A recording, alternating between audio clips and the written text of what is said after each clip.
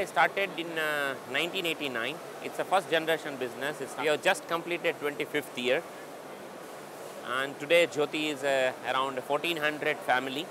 Out of that 1250 people working in India and 150 people working abroad. Imtex, these are the game changer for the completely the Indian economy, and the way Make in India are coming over here, and we are seeing over here to be new things, new business, new arrival, new technological upgrades. We will take up something ahead from here.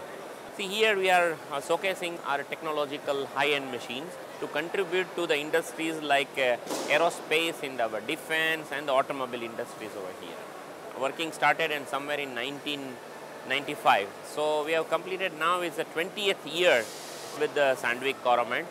Sandvik, we found that a truly technology leadership are there, and what we are today into machine tool industries in India to be a technology leader. That's why we choose Sandvik government.